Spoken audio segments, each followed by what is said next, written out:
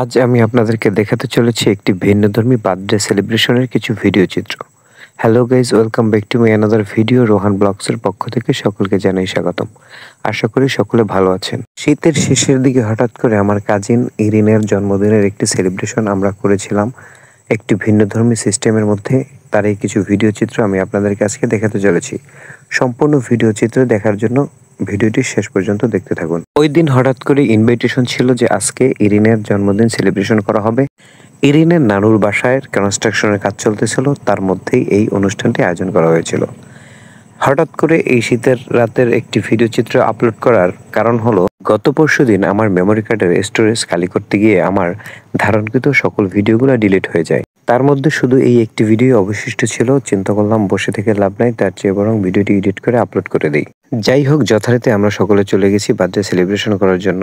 আমরা সম্পূর্ণ একটি ভিন্ন পদ্ধতিতে একটি বার্থডে সেলিব্রেশন করছিলাম। সেটা হলো, দেখতেই পাচ্ছেন একটি টুলের উপরে কেকটি রেখে আমরা চারপাশে দাঁড়িয়ে জন্মদিন সেলিব্রেশন করছিলাম দাঁড়িয়ে দাঁড়িয়ে। ভিউয়ার দেখছেন, ইরিন ও তার পাশে ছিল ওর ছোট বোন আরিশা এবং ওর পাশে ছিল ফারহান ফারাবি এবং আমার আর যে সকল কাজিনেরা এবং আমার ভাই ব্রাদার ছিল, তারা সকলে আমরা দাঁড়িয়ে দাঁড়িয়ে বার্থডে সেলিব্রেশন করছিলাম। এটি ছিল একটি ভিন্ন ধর্মের বার্থডে সেলিব্রেশন। দেখতেই অনেক মজার ছিল এবং আমরা অনেক এনজয় করেছি এই মোমেন্টটিকে। আমরা একান্ত নর্মাল পরিবেশে বসে বার্থডে সেলিব্রেশন করলেও আমাদের কোনো আয়োজনের কমতি ছিল না। অবশেষে কেকের বাতি নিভিয়ে তারপরে কেকটি কাটা হলো এবং কেটে সকলকে একটু একটু করে খাইয়ে দেওয়া হচ্ছিল।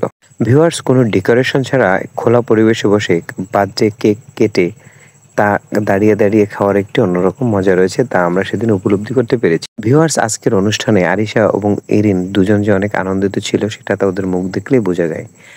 ইরিন তো খুশির আনন্দে একদম মাতোয়ারা হয়ে বসেছিল, যা আপনারা ভিডিও দেখলে বুঝতে পারবেন। এরপরে আমাদের সাথে ছিল ওর বড় বোন তারিন, আরও ছিল সাথে ভাইগনা নাসির, আরও ছিল সাথে আমার ভাইপো পুষ্পা।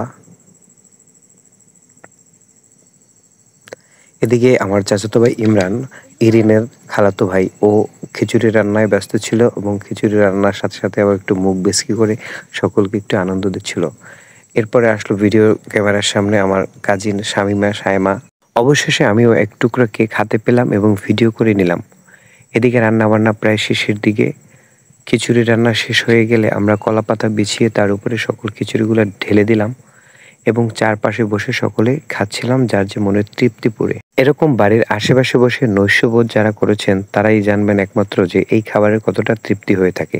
আর একটা কথা না বললেই নয়, আমার চাচাতো ভাই ইমরান ও অনেক সুন্দর করে রান্না করতে পারে সকল ধরনের খাবার, তার মধ্যে খিচুড়ি হলো স্পেশাল। মাঝে মাঝে আমরা এ সকল নৈশভোজের আয়োজন করলে আমাদের চাচাতো ভাই ইমরান সকল সময় রান্না করে দেয়।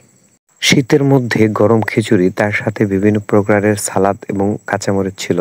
এ যেন এক অন্যরকম তৃপ্তি, যা আপনি নৈশভোজ না করলে কোনোদিনই বুঝতে পারবেন না। আমাদের গ্রামের মানুষেরা আমরা অনেক বিলাসবহুল জীবনযাপন না করলেও আমরা এরকম রাত্রে খোলা আকাশের নিচে বসে বিভিন্ন ধরনের নৈশভোজের যে আয়োজন করে থাকি, তা যদি আপনারা কখনো এসে আমাদের সাথে জয়েন করেন তাহলে অবশ্যই বুঝতে পারবেন। ভিউয়ার্স, পরবর্তীতে এরকম নৈশভোজের আয়োজন হলে অবশ্যই আপনাদেরকে দাওয়াত করা হবে। আজকের ভিডিও এই পর্যন্তই। সকলে ভালো থাকবেন। আসসালামু আলাইকুম ওয়া রাহমাতুল্লাহ।